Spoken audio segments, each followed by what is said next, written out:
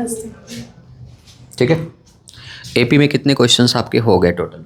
AP में अभी तक हमने 100 क्वेश्चंस कर लिया। 100 क्वेश्चन कंप्लीट हो गया?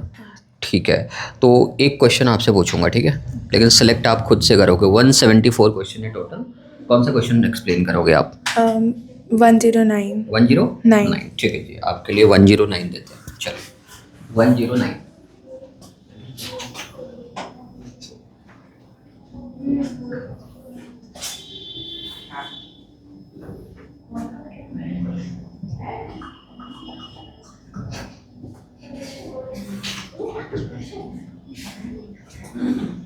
चलो एक्सप्लेन करो अच्छे से। तो जो ये क्वेश्चन है ये केस स्टडी है। केस स्टडी कह रही है, Mrs Sheela visited a store near her house and found that the glass jars are arranged one above the another in a specific pattern. On the top layer there are 3 jars, in the next layer there are 6 jars, in the third layer from the top there are 9 jars, and so on till the 8th layer. On the basis of the above situation, answer the following questions.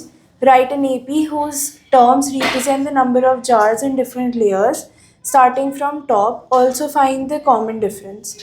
तो हमको jars का AP बनाना है।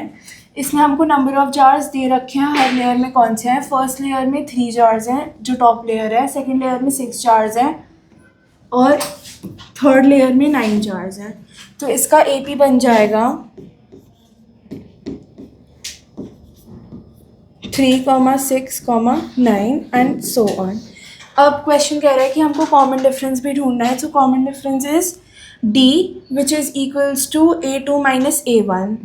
तो A2 हमारा है 6 और A1 हमारा है 9, मतलब 3।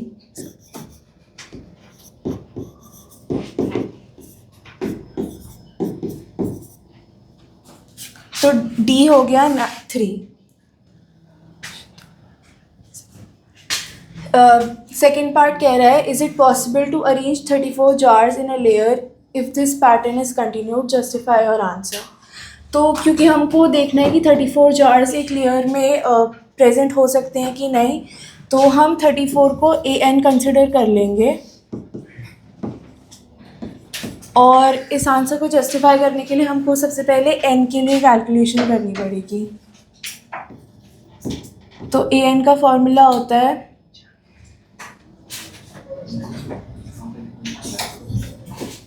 AN का फॉर्मूला होता है A plus N minus 1D। AN की जगह पे हम 34 रखेंगे। A हमको पता है विच इज़ 3। N हमको ढूंढना है तो N की जगह पे हम कुछ नहीं रख रहे, और D हमको पता है विच इज़ ऑल्सो 3।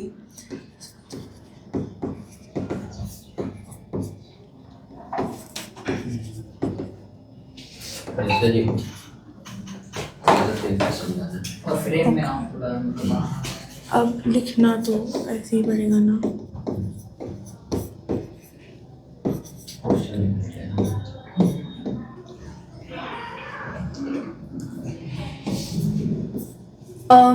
तो बेसिकली 34 जार्स एक लेयर में प्रेजेंट नहीं हो सकते हैं बिकॉज N की वैल्यू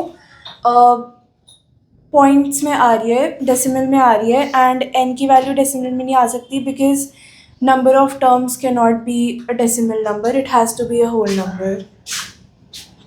Third part के 2 parts हैं. The first part says if there are n number of rows in a layer, then find the expression for finding the total number of jars in terms of n, hence find S8.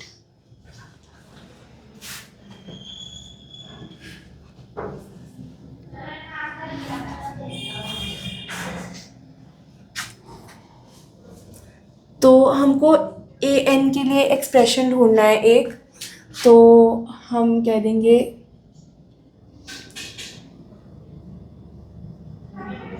ये jars होना चाहिए। पता है जो रोज़ लिखा हुआ है ये रोज़ नहीं होना चाहिए, जार्स होना चाहिए। तो अगर हमको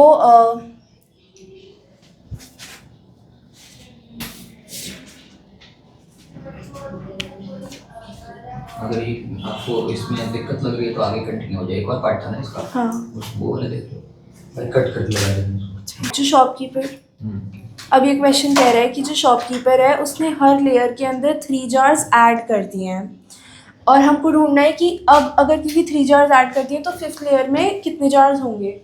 तो हम सबसे पहले जो ओरिजिनल नंबर ऑफ जार्स थे फर्स्ट लेयर में 3 और जो कॉमन डिफरेंस था 3, हम उससे A5 ढूंढ लेंगे। A5 का फॉर्मूला हो जाएगा A प्लस 4D, तो A3 था और 4A।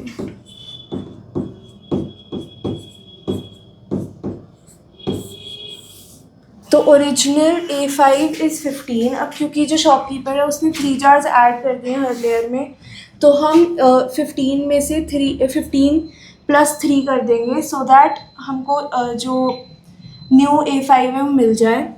तो A5 डैश, जो न्यू A5 है उसको A5 डैश से रिप्रेजेंट कर सकते हैं। तो 15 प्लस 3 वुड बी 18।